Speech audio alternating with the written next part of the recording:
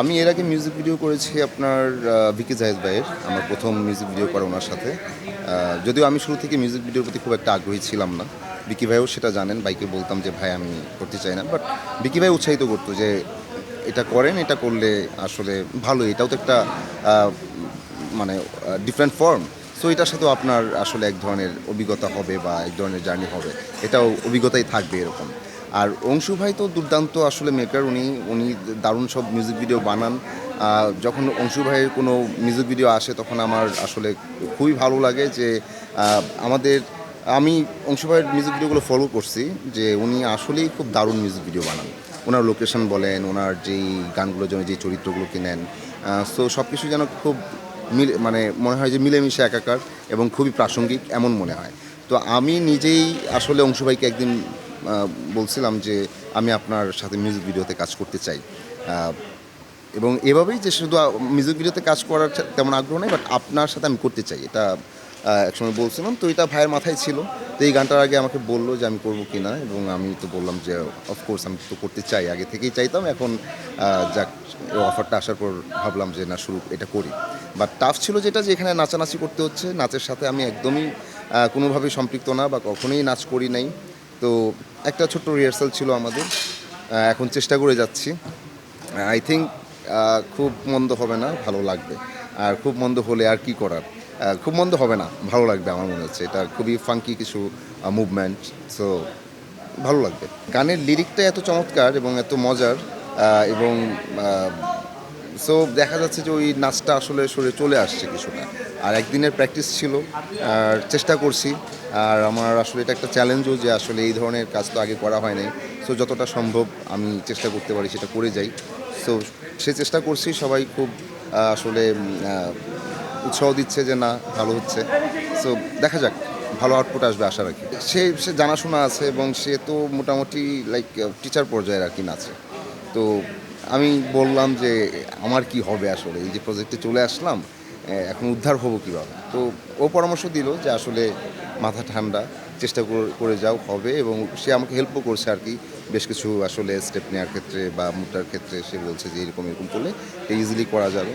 So ওর কাছ থেকেও আমি বুঝে শুনে করছি। আমাদের খালিদ ভাই আছেন, উনি রিহার্সালে অনেক বুঝালেন। তারপর এখানে আছেন সঞ্জয় দা।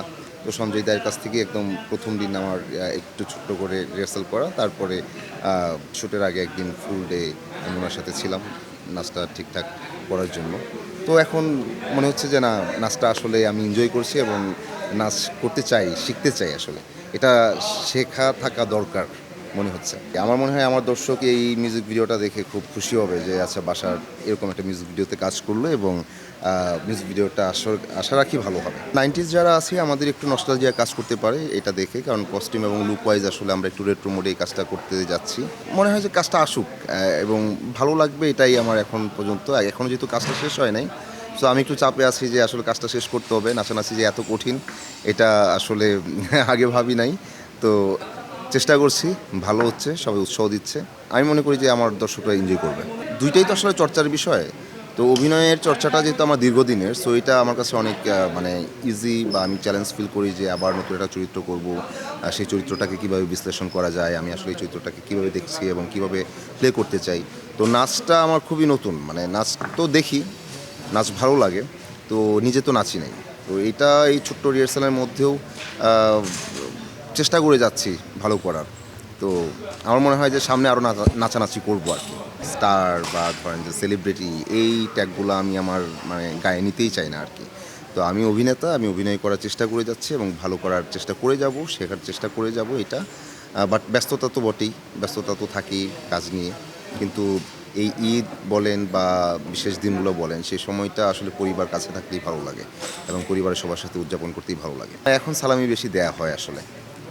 এখন সবাই সালামি চায়, তো সালামি দেই এবং এটাই ভালো লাগে বেশি, যে সবাই যে আসে সালামির জন্য বায়না ধরে। এটাই আমার কাছে মনে হয় যে ঈদে মোটামুটি একটা বিশেষ ব্যাপার, যে হ্যাঁ, মাথার মধ্যে চলতে থাকে যে এখন ও বাকি আছে, ওরা আসবে, তারা আসবে। এবং সালামি চাইলে এক ধরনের ভালো লাগে কাজ করে আর কি, যে ওকে দিতে পারলে ভালো লাগে। যেমন আমার ছোটোবেলায় নতুন টাকা পেলে আমি অনেক খুশি হতাম, ঠিক। বাট মনে হয় যে নতুন টাকা না পেলে আবার একটু খারাপও লাগতো, যে ওর টাকাটা খুব চকচকে আমারটা হয় নাই। সো এই ব্যাপারটা আমি চাই যে আমি রাখতে চাই না। সালামি দিচ্ছি, এটাতেই খুশি হওয়া উচিত এবং এটাই খুশি থাকা ভালো। এর মধ্যেও নতুন না পুরাতন এই হিসাবটা না আসলেই ভালো। সালামি, সালামি থাকুক। ঈদে আমার বেশ কিছু কাজ আসবে, ১০-১২টার মতো নাটক আসবে। তো কাজগুলোতে আমি চেষ্টা করেছি ভালো কিছু গল্প সিলেক্ট করার এবং চেষ্টা করেছি যে যতটুকুই সাধ্যের মধ্যে ছিল যেন গল্পটা ঠিকঠাক বলা যায়। এটা আমাদের টোটাল টিম নিয়েই আমি প্রত্যেকটা কাজেরই চেষ্টা করেছি। তো আমার দর্শকরা আমার কাজগুলো ভালোবাসেন এবং তারা পছন্দ করেন।